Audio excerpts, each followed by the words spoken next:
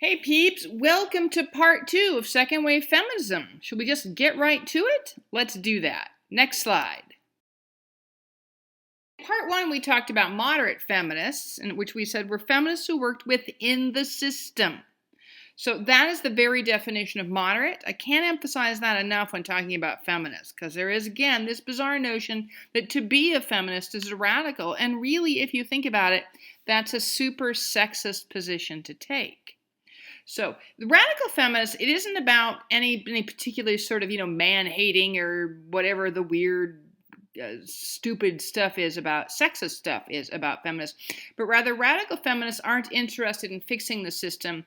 They're interested in challenging the system and replacing the system or replacing parts of the system. It should come as no surprise to you that radicals tend to be younger women, college-educated women, women of color, and lesbians, that is, women left out of the mainstream feminist movement, and women for whom the system does not work as well.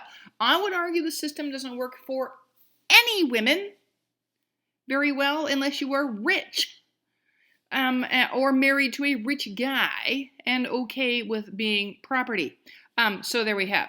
So then again here, the second bullet point, radicals seek to destroy an existing system. So not modify it, not fix it, but destroy it or get rid of it or replace it. It sounds scary, but it's not. Bernie Sanders is a classic example of a radical because he thinks capitalism is broken and he wants to replace it with something more socialist that takes care of the regular people better. That's radical, even though he's an old white guy running for the most standardized job in America, president. So, radicals. The radical feminist movement has its birthplace in two places. The first, and so much fun, the 1968 Miss America protest. Let's go take a look at that, shall we? Next slide. Pictures from the protest. I have notes about it on the next thing, but I like one, again, you get a sense here that these are fairly young women. I like that they take it as their role models. That one poster over there is Elizabeth Cady Stanton and Susan B. Anthony, who are the leaders of the first wave feminist movement. And the other poster there's Harriet Tubman, who is another leader of the first wave feminist movement, and one we often forget because we think of her as a black woman and thus interested in black civil rights, or what she did for much of her life, which was, work against slavery, which is black civil rights. But Harriet Tubman was also a really committed feminist, and we can think of her as a radical because she wanted to destroy the system. The system said slavery is legal and a good idea, and Harriet Tubman said, that's bullshit, right? I also like that lower picture because you'll see that picture reproduced again. You see these pictures in butcher shops of cows where they're divided up into their parts, and so this poster playing on the notion that women are objects or animals as well to patriarchal society, and that they're only as good as their parts. And certainly beauty pageants are one of the ways in which America says all that matters about you is your parts. And if you like beauty pageants or you have an argument for how they are good for women, that's okay. I don't think they're completely evil. I'm not a big fan of them. But keep in mind what they are and what they're designed to be, which is pageants that judge women based on how they look. Right? And we don't have an equivalent for men because men aren't judged that way in this society. Right. Next slide. It was organized by a couple of members of the New York Radical Women. You did a reading about the New York Radical Women, or you will if you do your lecture first. Robin Morgan and Shulamith Firestone. Robin Morgan is still out there being a feminist and a feminist lesbian and doing interesting things. Anyway, like you saw in the poster, they were picketing. They got together and they planned this protest for the 12 women who belonged to this tiny organization, the New York Radical Women. And then they got 500 women to show up at the protest at the Miss America pageant outside the Miss America pageant. And they were critiquing a number of things, and I think this is really interesting, because I think the obvious thing they're critiquing is the objectification of women, right? The pageants, beauty pageants, are by their very definition sexist because they objectify women. But they were also picketing because they believed the pageant was racist. That is, the contestants, until the last 20 or 30 years, historically the pageant was all white. And now, even though we let women of color into the pageant, we continue to measure them against white beauty standards. So this notion that you are beautiful if you conform to the white beauty standard, the big eyes, the tiny nose, the blah, blah, the blah, blah. You know what they are. I don't have to explain that to you.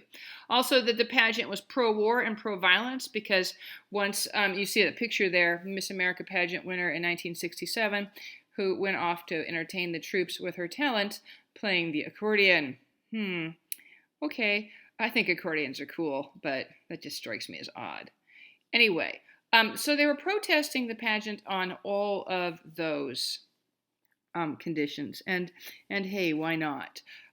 They were side by side with the protest, the Miss America pageant, and it's hard to overestimate how popular the pageant used to be. These things, you don't even see them on TV anymore, and for a while no TV channel would carry them. I think there's been a comeback of pageants since that stupid reality stuff like The Bachelor and shit. And if you like that, you need to quit watching it. It's bad for you. It's bad. It just is.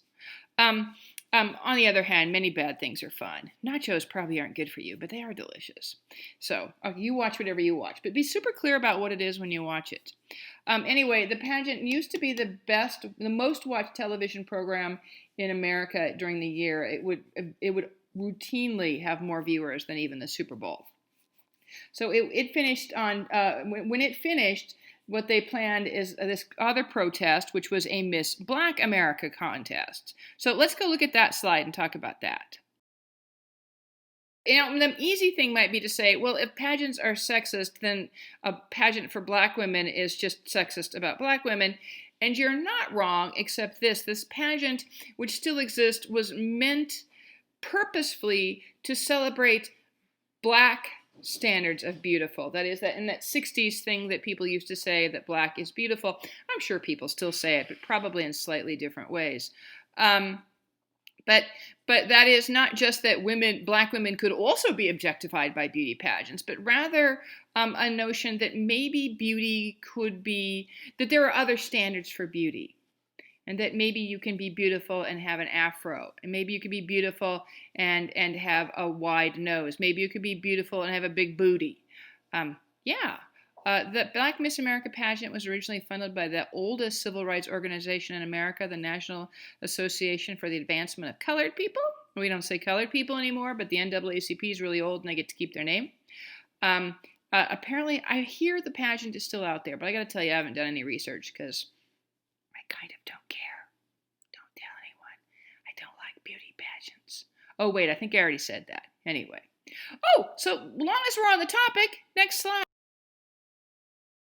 Tend to be an interesting mix of both radical and conservative feminists.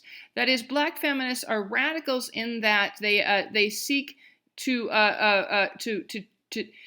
not, you can't fix a sexist system. You have to destroy it and replace it with a non-sexist system. So in that sense, any black activist is ipso facto a radical, because you can't fix racism. And it either is or it isn't, right? It's like being pregnant. You either are or you aren't.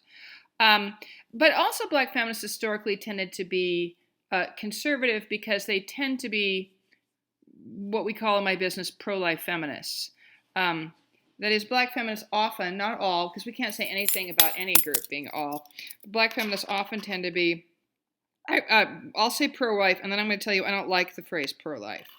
I would be much more comfortable with anti-abortion people calling themselves pro-life if 90% of them weren't also pro-death penalty, which isn't life.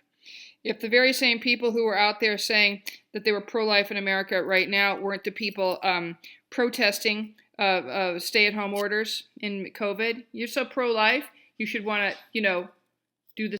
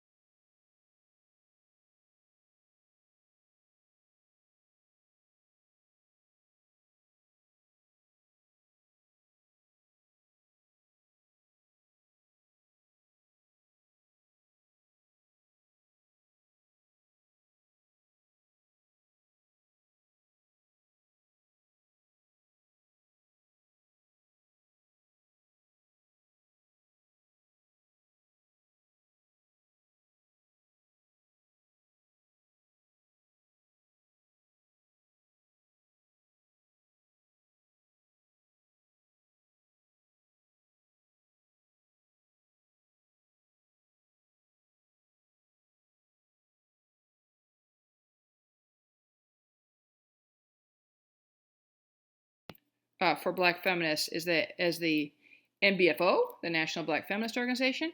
It's still out there. I think last year I had an older Black lady in my class, and she said she and her mother were both members of the NBFO.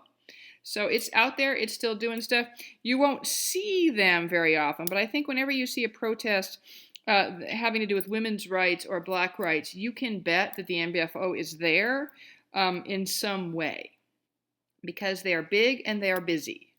And what's really interesting about literally all the organizations that are about feminism and women of color is that they ipso facto connect racism and sexism and classism. Racism is very much connected to poverty in America. Sexism is very much connected to racism. All of it's connected to homophobia. It's the interconnectedness of all these isms, and I don't need to tell you guys this. This is a very sort of 21st century way to think about the isms. None of them work by themselves. They all work in concert. It's not an accident. The same people who are racists also tend to be sexists, tend to be Trumpers, tend to be homophobes, tend to be Islamophiles. These things come as packages, right? Right. Next slide.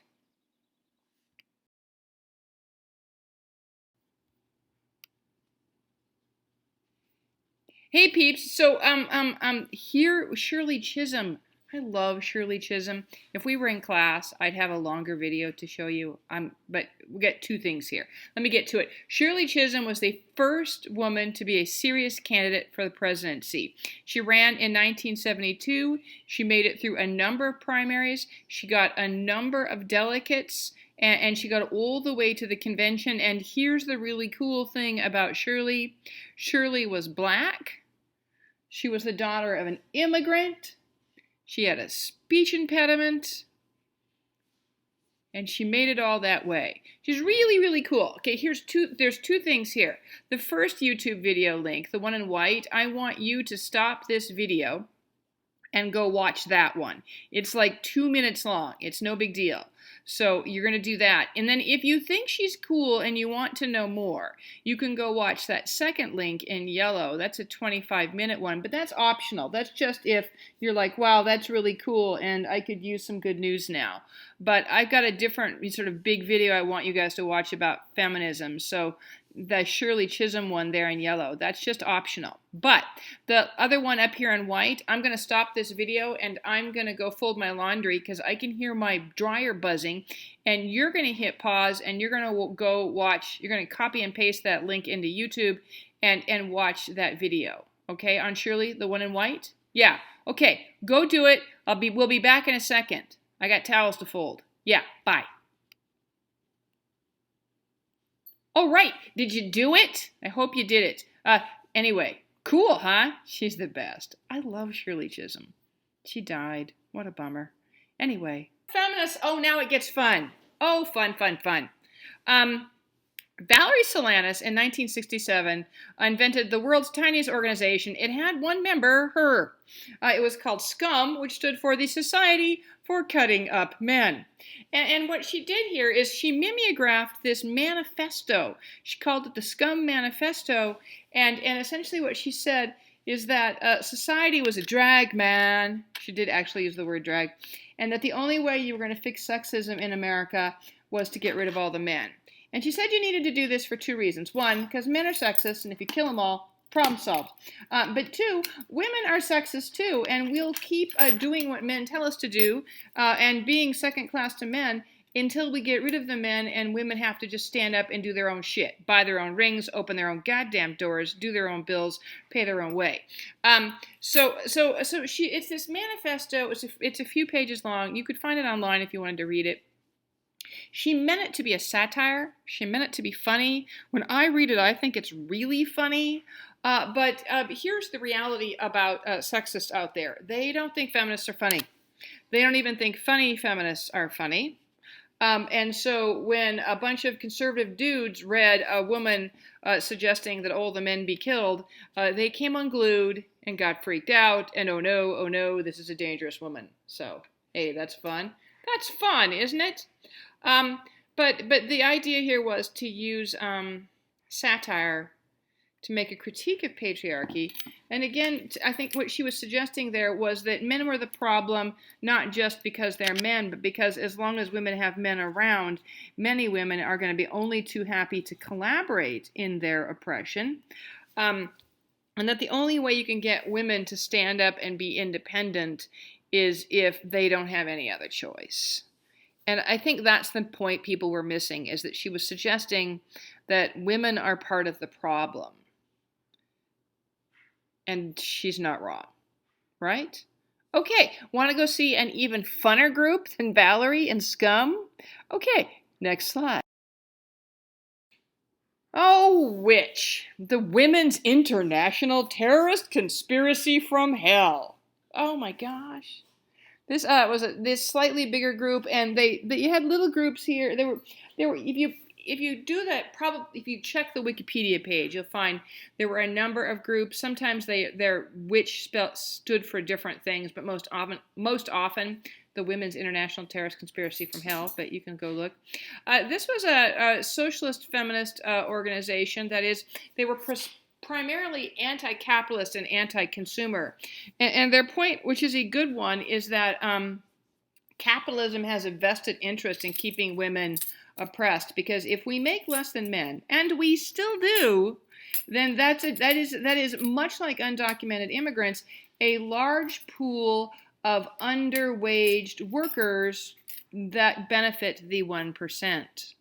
And that also, even for middle and upper middle class women, what happens is when you could have been doing something really, really useful for your life, instead many women opt to be professional consumers. That is, and I get that you stay home and raise kids, that's a job and that's important, but I think for a lot of women it's to be the professional consumer for the house. You go shopping for the food, you go shopping for whatever the stuff is you buy at Target, you go shopping for the Easter wreath and Easter basket stuff, the Christmas stuff, the etc., etc., etc., and that fundamentally all that does is, one, waste the energy of perfectly talented women, and two, enrich the 1%, right? Because all that worthless shit you buy, the only people who win are the people who own the corporations, right?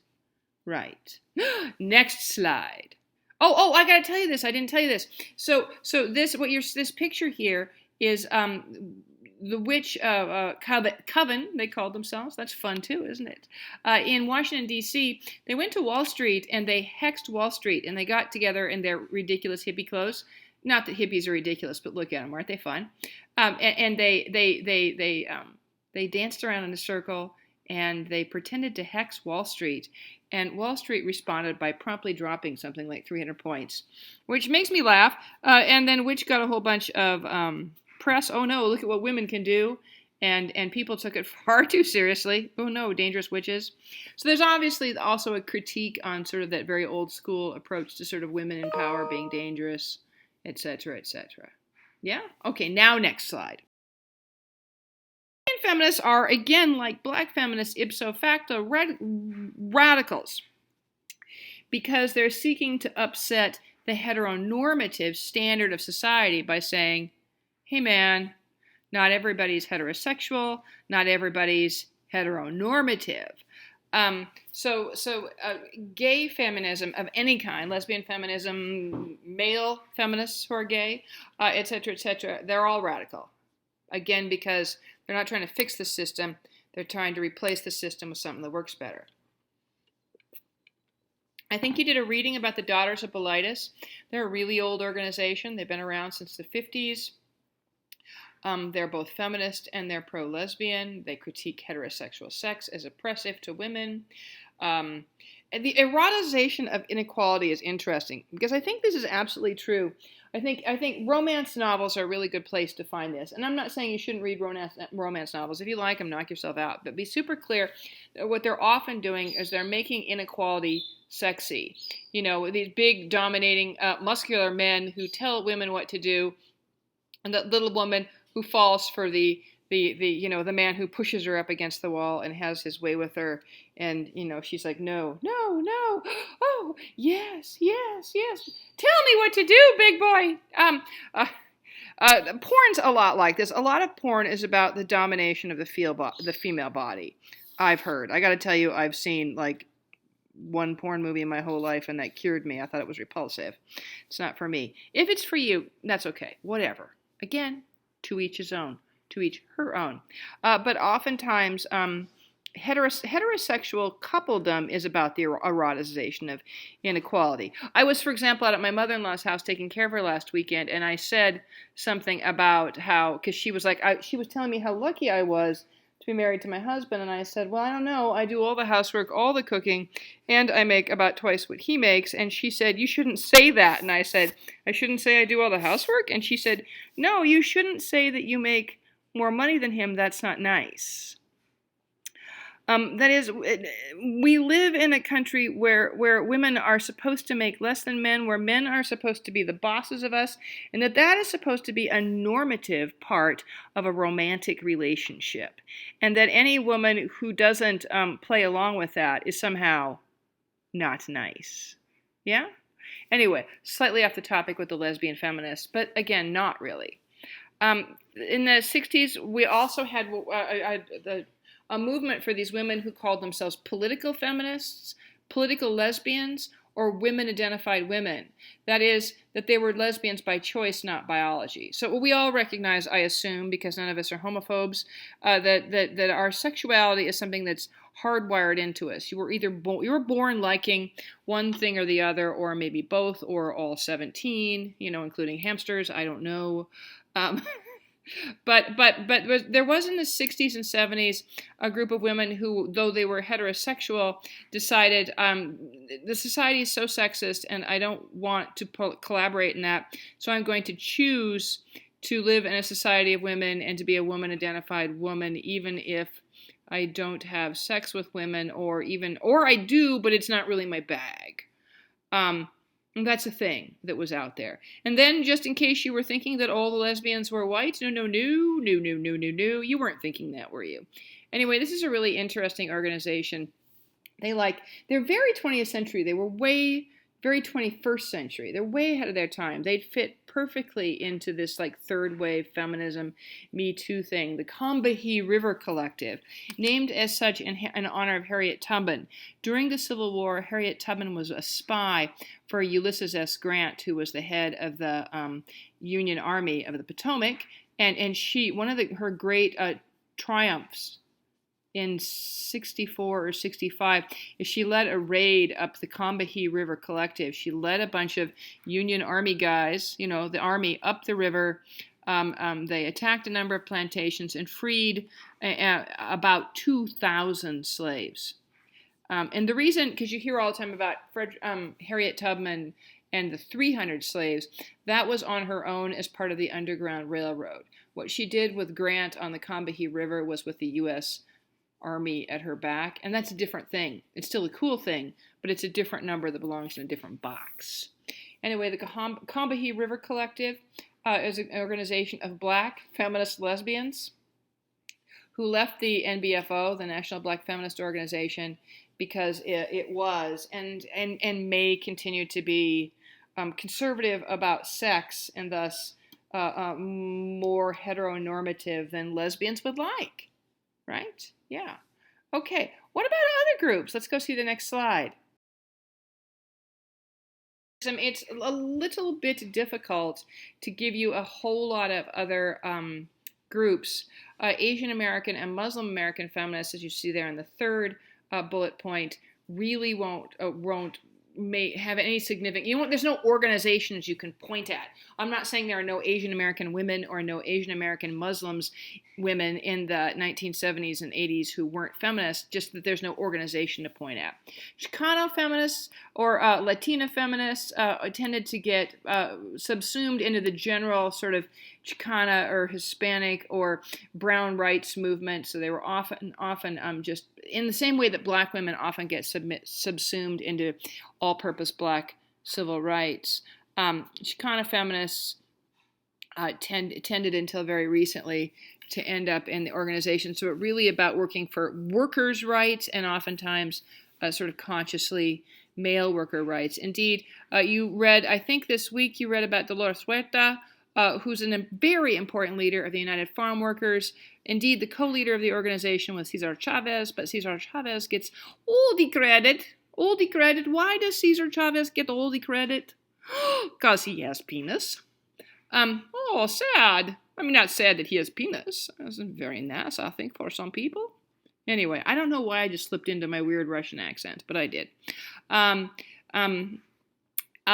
North American Indian, there's an organization, a very short-lived organization that sort of comes and goes, called WARN, the Women's Association, or Women of All Red Nations.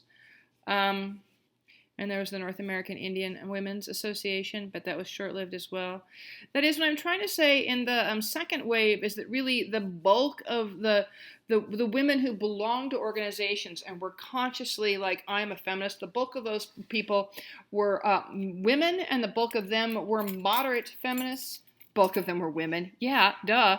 Bulk of them were white women, and the bulk of them were moderate feminists. And then you had smaller groups of more radical groups, student groups, and black and lesbian groups, and not a ton of the other sort of racial groups, or particularly specific organizations for those racial groups. Okay, yeah. Next slide. Keep in mind that feminists aren't bad. Remember, we had a thing during World War II. We had a poster about Eleanor Roosevelt who said that that workers' rights were human rights, and then Hillary said that feminism, human rights are. Well, here, let's just read that. See that? Let's keep telling the world over and over again that yes, women's rights are human's rights, and that human rights are women's rights once and for all. Women's rights are human rights. If we were in class, I would make us all now do something. I would say to you, you're all feminists. The problem is you don't want to admit it. Nobody wants to say I am a feminist because everybody's like, ooh, feminists are bad. And here's the problem with ooh, feminists are bad. It's collaborating with the right. It's collaborating with the haters and the sexists. Feminists aren't bad. A feminist is a person who does this one, who believes this one simple thing. A feminist believes in equal opportunity for all human beings, male and female both. Equal opportunity. Not sameness. Feminists don't want to have penises. They don't want to pee in men's bathrooms. They don't necessarily say women should have to be construction workers and they can't be nurses. No.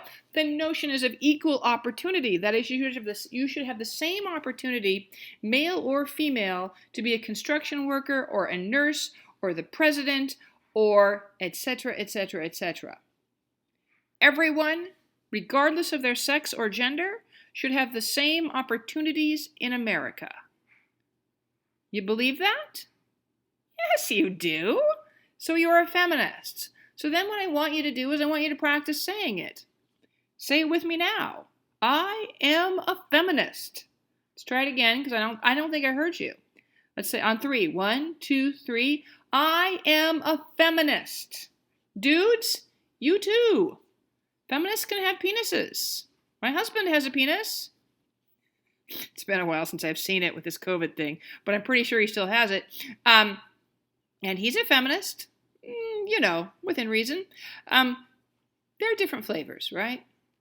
Anyway, so we have to quit. You have to quit saying I'm not a feminist, but because what you're doing is you're collaborating with this notion that feminists are bad, that feminists hate men, that feminists are humorless, that feminists don't cook and clean, that feminists whatever the bad things are. I am a feminist. Peg Lamphere is a feminist. Peg Lamphere was born a feminist. Peg Lamphere was a feminist when she was 8, when she was 18, when she was 28, 38, 48, and 58. Peg's a feminist. I am a feminist. And guess what? I'm also a good cook. My house is clean. I'm doing laundry right now. I'm also making a cheese. Oh, my garden is going in now. It's April, so it's still cold out there today. I am a feminist and I do all those things. Oh, by the way, I'm funny as hell, aren't I? I'm funnier in class, I think, than I am on these things. Anyway, I am a feminist and I am delightful. You are a feminist and you are delightful. Next slide.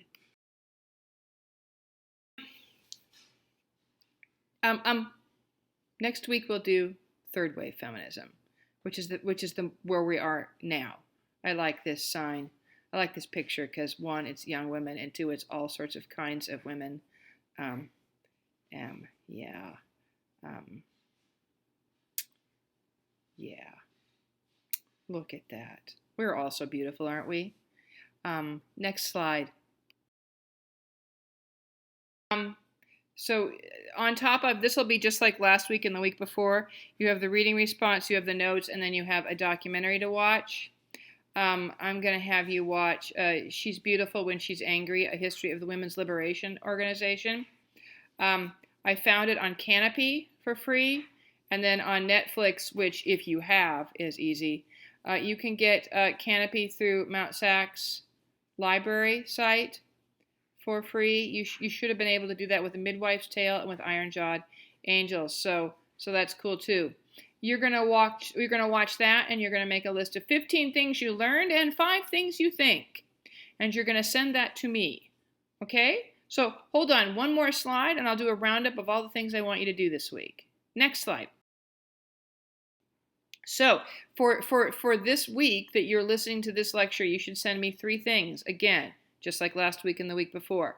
Your notes to this lecture, easy peasy. The list from the documentary that I told you about on the previous slide, and then your reading response. And then you're so close. You're doing really great. You are. I'm so proud of all of you guys. Every time I open up my Mount Sac email and I have all of these notes, I'm like, my students rock. You're doing really good. You have 1 more week to go. And the wait till you see next week's video. You're gonna love it so much. Anyway, keep it up. You've got this stuff to do, next week to do, and then a final exam, which will be a take-home essay exam, obviously. Or stay at home. I guess you're not taking it home, right? Anyway, spread the love. I still really miss being in class with you. I feel so bad. I had such a good feeling about you guys. I feel like somebody stole a delightful present from me. So, it is what it is. I'll see you in email. Have a good week. Bye-bye.